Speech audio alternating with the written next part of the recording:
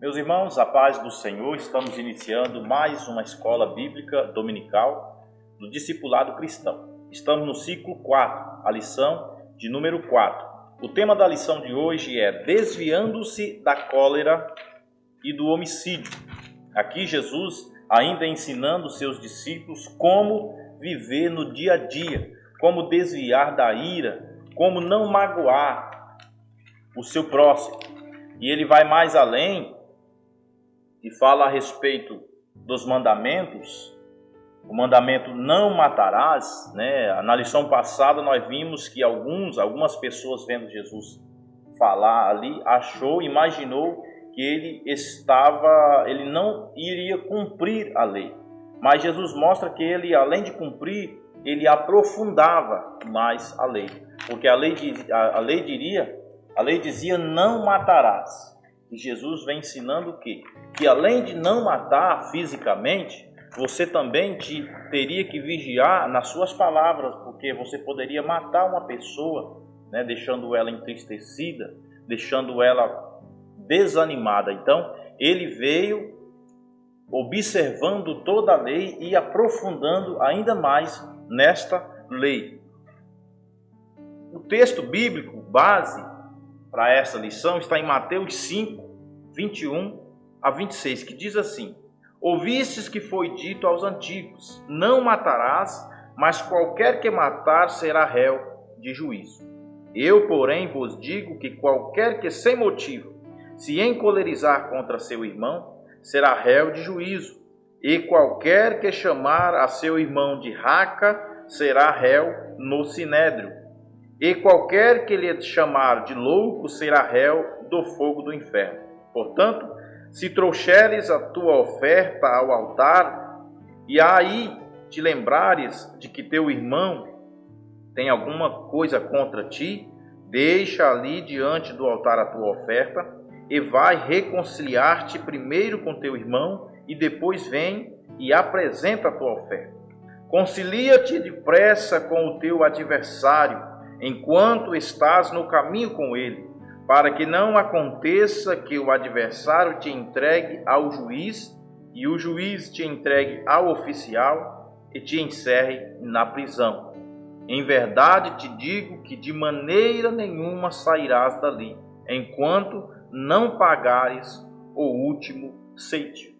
Para a meditação desta lição está escrito: não te deixes vencer do mal, mas vence o mal com o bem. Romanos 12, 21. Nós vimos nessa leitura aqui que Jesus, que Deus, ele está mais interessado no ofertante, não na oferta propriamente dita. Porque muitas das vezes nós vemos a igreja ofertar o nosso culto ao Senhor, mas talvez nós estamos brigados com o irmão, às vezes nós discutimos com a esposa, com filhos, e aquilo não ficou resolvido, e nós ainda viemos ofertar o nosso culto a Cristo. Antes, primeiro, Jesus está dizendo aqui: vai, reconcilie com teu irmão, para que você volte e oferte o teu culto ao Senhor. Assim, Deus receberá. Para comentar essa lição, temos a presença aqui do professor, o diácono, irmão Junei. A paz do Senhor, irmão Junei. Pai do Senhor, quero saudar com a paz todos os nossos ouvintes, em especial o Grupo Novo Viver. Nessa lição é destinada a eles. Amém. Nesta lição, irmão, Jesus não só cumpriu, como aprofundou na interpretação da lei para os discípulos. Jesus aqui está afirmando que não apenas matar fisicamente será réu de juízo, mas também com palavras. Irmão Junei, muitas das vezes, se nós não vigiarmos, nós matamos o nosso irmão, nós entristecemos as pessoas com as nossas palavras, com a palavra mal pensada, colocada numa hora não adequada. Para isso, nós cristãos, agora Cristo falando aos seus discípulos: agora vocês têm que andar diferente do mundo.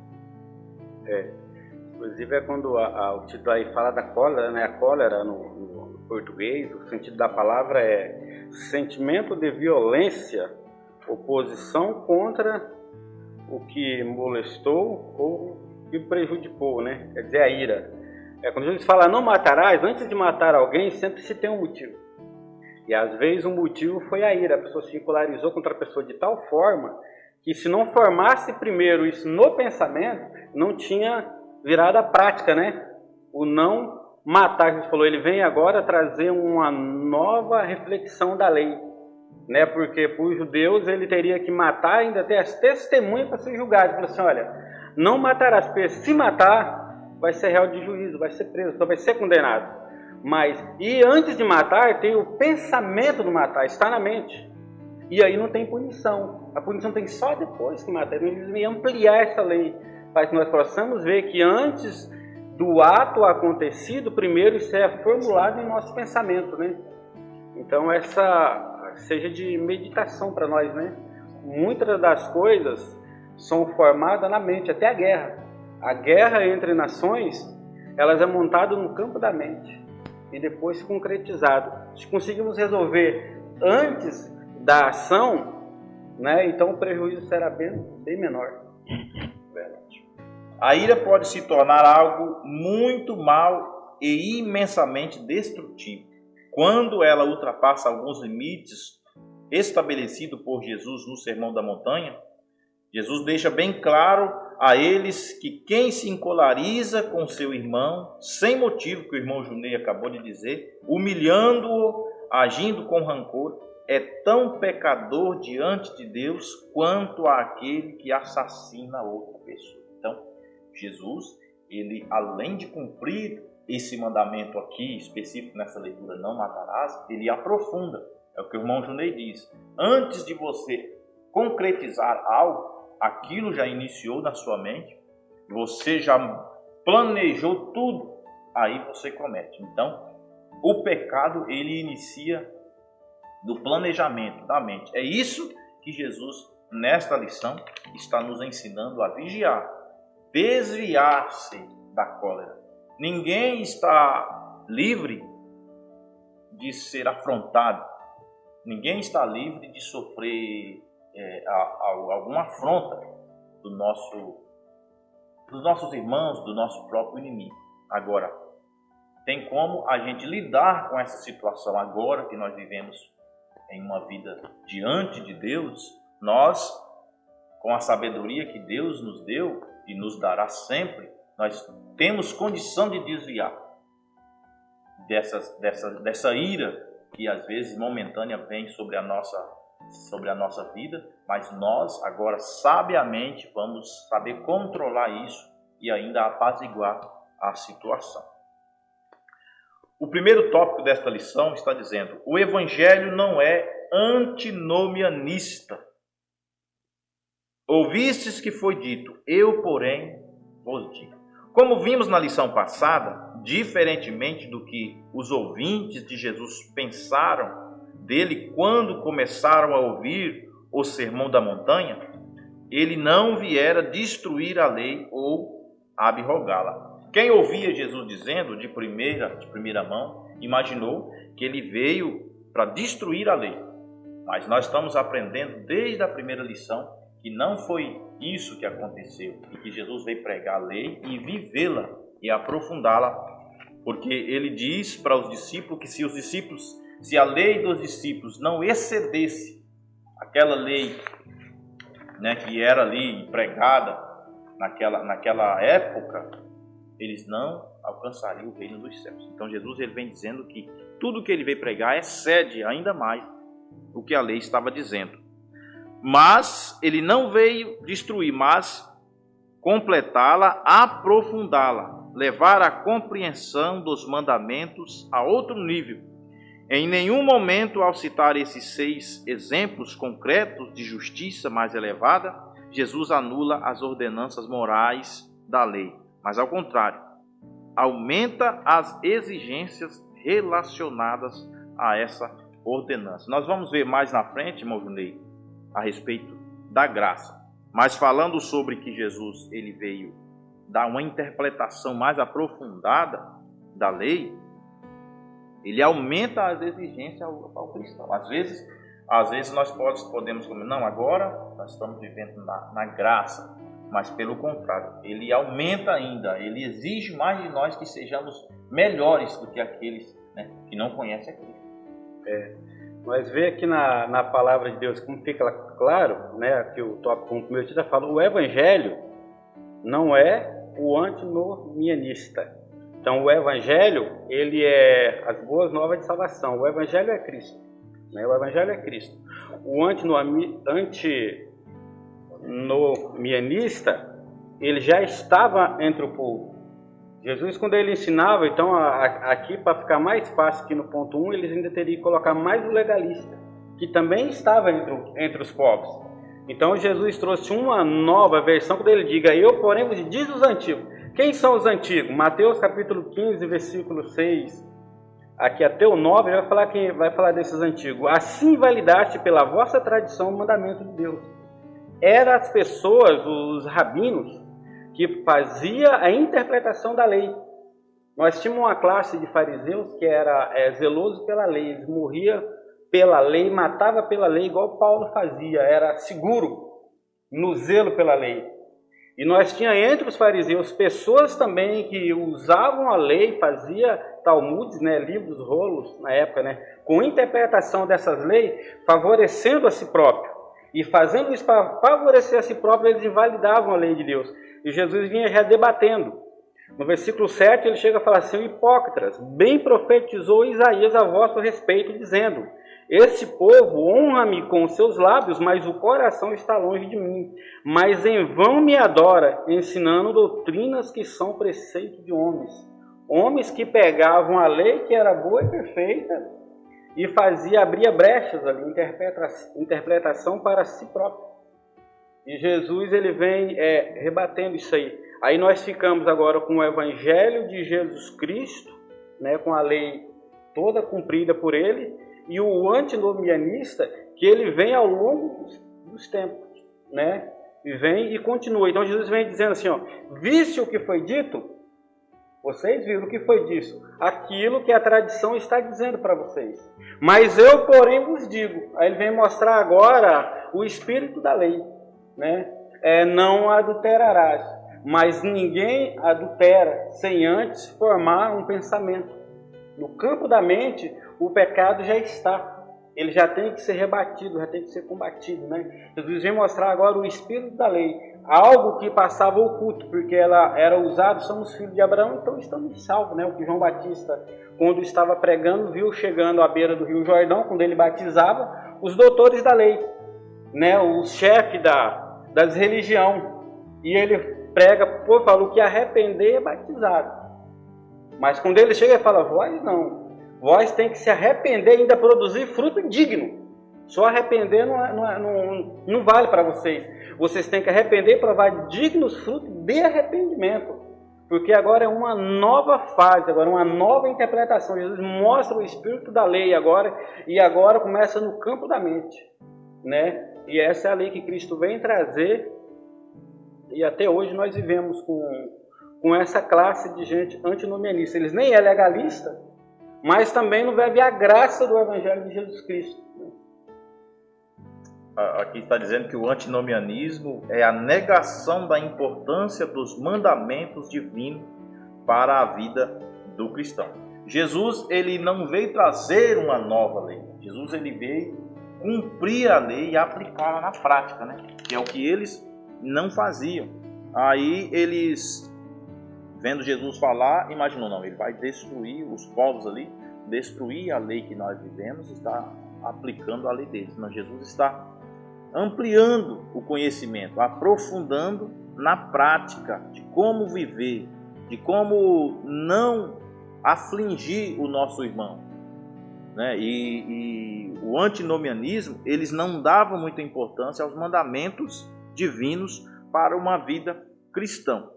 Entendendo o que era antinomianismo, o terceiro subtópico diz o seguinte: o antinomianismo hoje. Infelizmente, a influência da mentalidade pós-moderna tem levado alguns ditos cristãos a confundirem a obediência aos mandamentos divinos com o legalismo e graça, com ausência de norma de conduta, Trata-se de uma torção absurda de significado. Então, o irmão Junei, confunde a obediência dos mandamentos divinos com o legalismo, a graça com a ausência de norma e conduta. Eles não veem que há uma norma e conduta que o cristão tem que andar. Não, mas agora eu vivo no tempo da graça. Se eu fizer isso, se eu pecar, Jesus me perdoa. Porque agora nós estamos no tempo da graça, não estamos no tempo da lei mais. A graça não é salvo-conduto para que nós vivemos de maneira errada, né, Maurício? Inclusive nós temos um grupo muito forte aqui no Brasil, que faz parte desse grupo, que eles pregam uma vez salvo para sempre. Uma vez levantei a mão numa igreja e me converti a Cristo, isso basta.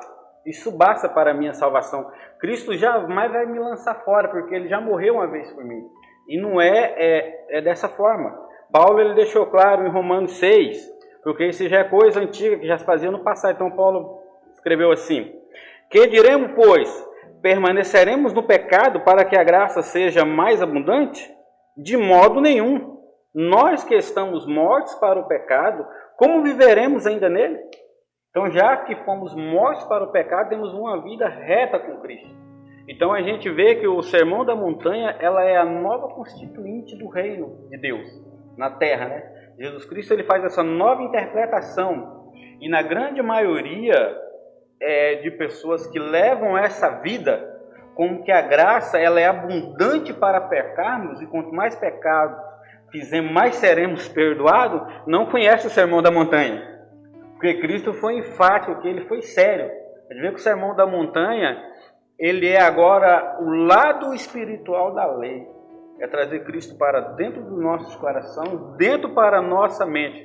Inclusive, Romanos 12:2, quando Paulo fala sobre a transformação da mente, a palavra grega no texto original é metamorfose. Quer dizer, uma transformação contínua, sempre transformando, todo dia, né? É a palavra que Paulo usou.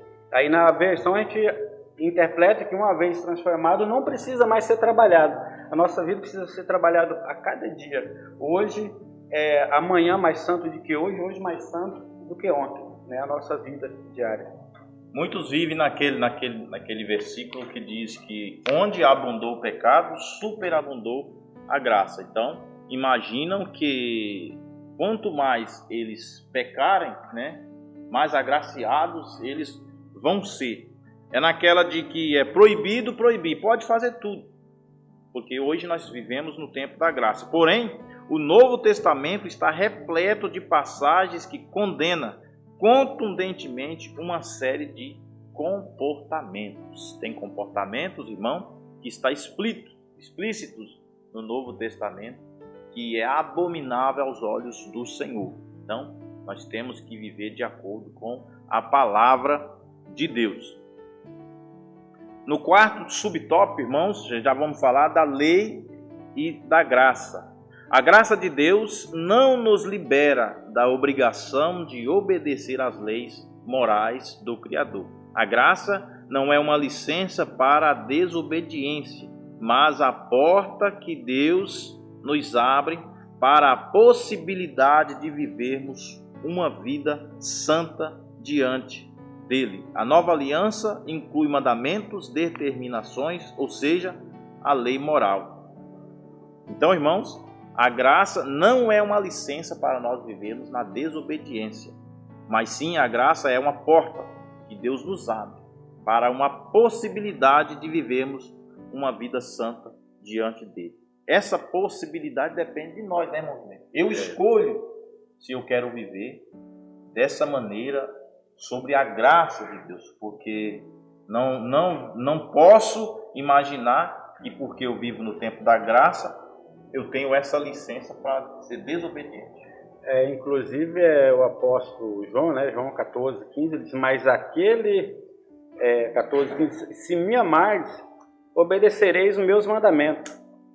E mais, aquele que tem os meus mandamentos e os guarda, esse é o que me ama. Aquele que me ama será amado de meu Pai, e eu o amarei, e me manifestarei a ele. João 14:21. E Gálatas, Paulo vai falar sobre o fruto do Espírito, 5 e versículo 22. Mas o fruto do Espírito é amor, gozo, paz, longanimidade, benignidade, bondade, fé, mansidão, temperança. Contra essas coisas não há lei. E os que são de Cristo crucificaram a carne com suas paixões e concupiscências. Se vivemos no Espírito, andemos também no Espírito. Então, e se vivemos no Espírito, tem um se aqui, né? Se vivemos no Espírito, também andemos no Espírito. É uma maneira de vivermos na lei agora, em comparação com a lei e a graça, né? A lei que foi abolida por Cristo é a lei cerimonial, que ela acaba ali no sacrifício de Cristo, quando Cristo é crucificado.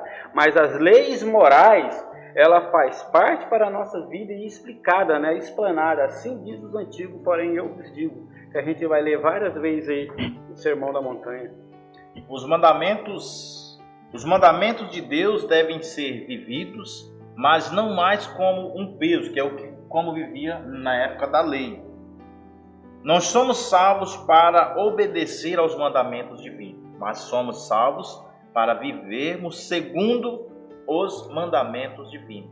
Não somos salvos para viver licenciosamente, mas para viver uma nova vida em Cristo. Irmãos, entrando no segundo tópico, cólera, o passo para o homicídio. O sexto mandamento do Decálogo, os 10 mandamentos, mencionados nessa passagem por Jesus, significa não assassinarás. Esse é o sentido do vocábulo hebraico traduzido. Não matarás. No Antigo Testamento e reproduzido por Jesus aos discípulos. Trata-se de matar intencionalmente. Jesus repete o mandamento, no entanto, em seguida, aprofunda mais o seu significado aos discípulos. Ele afirma que qualquer pessoa que sem motivo está encolerizada contra seu irmão já tem homicídio estabelecido em seu coração. É o que nós mencionamos no tópico anterior, né? Que o pecado, especificamente do que nós estamos tratando aqui, do não matarás, ele começa na mente, no coração. Então, automaticamente, quando você começa a planejar algo contra o seu irmão, você, seguindo esse mandamento bíblico, você já está cometendo pecado, né, irmão? Aqui no sem motivo, aqui, ó, Jesus não é contra a ira, a irar-se diante de uma injustiça cometida. O que nós vemos? Já aconteceu comigo, já com vários irmãos, deve ter acontecido isso. Alguém chegar e falar assim: rapaz, aquela pessoa lá, meu santo, não bateu com o dele, viu? Mas você tem alguma coisa contra ele? Não, nem é meu amigo. Mas eu olhei assim e falei: não dá, não gosto daquela pessoa. Isso é o que Jesus está falando. Isso é pecado. Sem motivo. Né? Sem motivo. Não tem motivo nenhum. Mas quando eu olhei para aquele irmão ou para aquela irmã assim, eu vi que não dá, não sou amigo, não gosto. Então, é disso que nós estamos tratando aqui, né? O campo da mente é um campo minado que precisa ser cuidado a cada dia. Amém. Vamos seguindo, irmãos. Segundo subtópico, raca e louco.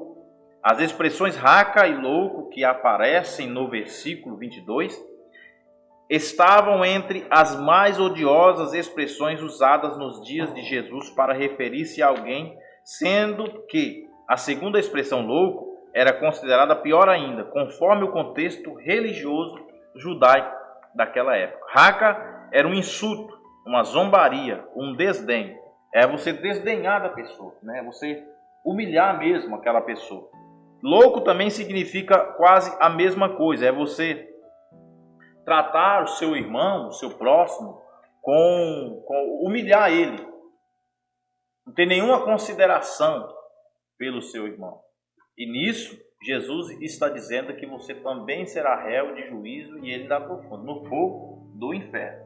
Porque tem o mesmo peso do pecado, do homicídio, lá do não matarás, que é nos mandamentos. Então, meu irmão, muitas das vezes nós cometemos pecados que colocam em xeque a nossa salvação sem mesmo que nós venhamos perceber. Então, a vigilância quanto às nossas expressões é muito válida, porque quem mata fisicamente alguém sabe que ali ele ceifou uma vida e ele pode se arrepender. Mas se você viver uma vida, né, humilhando as pessoas, talvez no seu juízo você não lembra de ter humilhado ninguém, mas aquela pessoa que foi humilhada, a vítima, ela guarda aquele rancor para o resto da vida. Então, quando você chegar aos pés do Senhor, peça perdão, reflita, e a partir de então, a partir dessa lição, nós aprendamos a como a tratar os nossos irmãos, né, irmão Juninho? Interessante essa palavra raca aqui, que na época da tradução, ela é uma palavra aramaica, né? Tanto no aramaico como no hebraico é raca, em grego é raká. Essa é interessante que não tinha tradução, eles deixaram ela original e colocou louco em português. É um pecado que a gente vê muito hoje. Aquele irmão humilde, aquele irmão simples, e quando a gente vê ele sendo honrado, alguém fala assim, mas ele não tem nem leitura, por que ele está pregando no culto de domingo? Esse raká aqui, ó, ele traduzindo ele do aramaico, ele quer dizer, uma pessoa indigna de ser honrada. O pastor olhar para aquele irmão que não tem leitura nenhuma, mas ele é tão cheio de graça quando prega. Às vezes ele precisa pedir para alguém ler a Bíblia para ele. Irmão, lê para mim aqui para me pregar. É uma pessoa, e no culto de domingo, e Deus enche ela de virtude, de graça, o fogo cai, o culto é abençoado. Mas lá no banco alguém murmura. Alguém fala assim, por que ela está sendo honrada? Tem tantas pessoas estudadas aí, pessoas formadas, para um culto oficial como esse, um trabalho de festa. Por que essa pessoa está cantando, uma pessoa tão simples dessa? Não poderia estar uma pessoa formada no lugar aí? Então, esse sentimento, ele é um pecado desse raca aqui. Raca é a pessoa ser indigna de ser honrada. O louco, no sentido original, é indigno de ser amado. A pessoa olhar assim, por que aquele irmão parece ser tão amado pelas pessoas? Não dá, ele nem era para estar lá. Por que isso acontece? Porque Deus não olha para o homem como vê o homem. Como o homem vê. Deus olha diferente. Deus olha diferente. Então, isso é um pecado que ele passa batido. E a pessoa carrega o peso nas costas, na consciência, e vai ter o julgamento. Ele não é aqui na terra, ele falou assim, olha, é réu, vai ser no juízo final. Um dia vai ter o juízo vai chegar. Então, é bom para a nossa meditação. Verdade. Seguindo, irmãos, o tempo já não nos permite. Terceiro e último tópico, irmãos. A oferta no altar e os processos legais. Reconciliação antes da adoração. Jesus afirma que se um judeu trouxesse uma oferta para o templo para ser apresentada no altar das ofertas e recordasse que um irmão tinha algo contra ele, deveria primeiro ir até seu irmão, reconciliar-se com ele, para só depois apresentar a sua oferta diante do altar. Irmão Juneu, interessante aqui, nessa leitura, que está dizendo o seguinte, se eu, porém, fosse ofertar ao Senhor e reconhecesse que você teria algo contra mim, eu deveria voltar e reconciliar com o Senhor. Agora você imagina que muitas das pessoas, se nós não vigiarmos, nós chegamos diante do Senhor para ofertar o nosso culto, quando nós mesmos temos algo contra o nosso irmão, o que é pior. É interessante que esse versículo aqui, muitas vezes ele é interpretado como dinheiro, né? Eu ir lá na igreja levar um dinheiro e lembrar que tem um problema com o irmão e voltar para reconciliar e trazer a oferta. Mas não é essa oferta, não é dinheiro.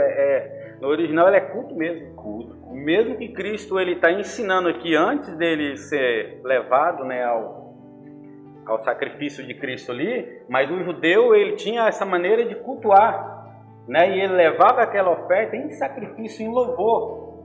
Então, trazendo para hoje, se eu chegar, não tem como, Cristo morreu na cruz para nos reconciliar com Deus, e eu chegar na igreja, pegar um instrumento para louvar a Deus, ou o cantor para cantar, ou o pregador para pregar, e lembrar, estou obrigado com o pastor, eu estou obrigado com o presbítero fulano, tenho um probleminha aqui, uma intriga entre o irmão. Não. Jesus falou, não, peraí, coloca outro aí no teu lugar, se for possível. Volta lá primeiro, reconcilia com teu irmão. O céu é lugar de pessoas reconciliadas. A salvação nossa, ela está em xeque. Nós podemos ter problema com a salvação por não perdoar o próximo, por não procurar reconciliação. Primeiro reconciliamos com o nosso irmão, depois vamos lá no altar agora. Agora sim, eu vou louvar o Senhor com alegria agora, porque agora nada me impede e nada impeça que Deus receba o meu louvor. Porque para Deus receber o meu louvor, primeiro Cristo morreu para nos reconciliar, para aplacar a ira de Deus contra nós. E agora somos reconciliados com Deus, agora temos paz com Deus. E essa paz com Deus, nós precisamos também ter paz com o nosso irmão também. Né? A nossa salvação, ela entra em xeque. É um cuidado que devemos ter a cada um com a nossa vivência no dia a dia na casa do Senhor. No raciocínio do irmão Junei, aqui, ó, Jesus está dizendo aqui na lição, essa oferta no altar era uma oferta de adoração a Deus, não era dinheiro. Logo, Jesus está dizendo que a adoração não será aceita por Deus se há algum irmão que, sendo ofendido pelo adorador, né, se o adorador não for lá e reconciliar com ele. Deus certamente não aceitará essa adoração. No mesmo contexto, irmão, no mesmo assunto, o cristão e os processos legais. Jesus se refere a outro caso. O contexto aqui já não é adoração, mas as disputas nos tribunais.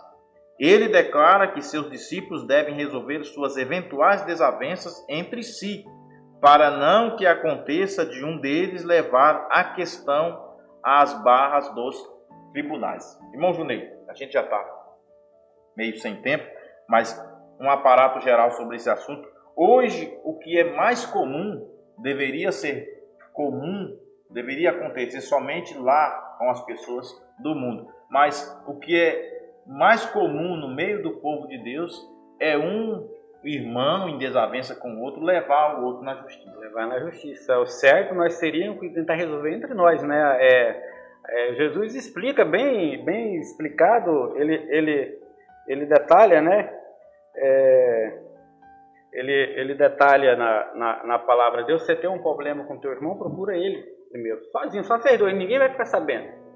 Mas não deu certo, então aí você procura mais outro irmão para te ajudar a reconciliação, para que isso não vá mais para frente e parar no tribunal, e para que a igreja também, depois, se não for resolvido, a pessoa ser disciplinada ou até excluída da igreja e se for referente à dívida, e parar nos tribunais. Então, o sal da terra e a luz do mundo, que a gente fala em torno dessa lição inteira, né, e o cumprimento das leis de Deus também, né, se me amardes, guardai os meus mandamentos, que o apóstolo João fala, é no sentido de se eu tenho algo para resolver, não, isso nós só resolve no tribunal, não, a gente resolve como cristão.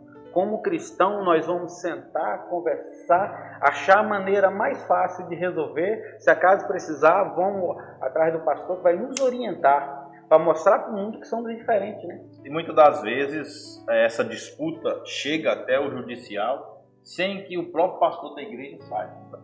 Os irmãos ali que estão em atrito não procura reconciliar, já vai direto, né, à justiça. Isso é o que Jesus aqui está afirmando aos discípulos que não deveria acontecer. Deveriam resolver entre si, reconciliar-se, para que quando fosse ofertar ambas as adorações, Deus pudesse aceitar. Irmão Junei, a gente já está finalizando a lição. Tem alguma? Não, com essas palavras mesmo. Meus irmãos, queremos agradecer a presença de todos. Compartilhe esse vídeo com o máximo de amigos aí nas suas redes sociais, para que o nome do Senhor seja glorificado. Aí onde você está, curve a tua cabeça. Vamos orar agradecendo ao Senhor por mais essa oportunidade de aprender da tua palavra. Senhor nosso Deus e querido Pai, louvamos, ó Pai, a Ti por mais essa oportunidade, ó Deus, em que nós aprendemos, ó Pai querido, Deus, que o dia a dia, meu Pai, nós temos que agir com sabedoria, meu Pai, assim como o Senhor nos ensinou nesta manhã. Deus, obrigado por tudo, abençoa cada família, cada lar, meu Deus, leva paz, saúde, ó Deus querido, para que o Teu nome, ó Pai, venha ser glorificado na vida de todas estas pessoas, ó Pai, que têm acesso, Senhor, a esta palavra. Obrigado por tudo, ó Pai. Te agradecemos em nome de Jesus. Deus abençoe e até a próxima aula, se Deus quiser.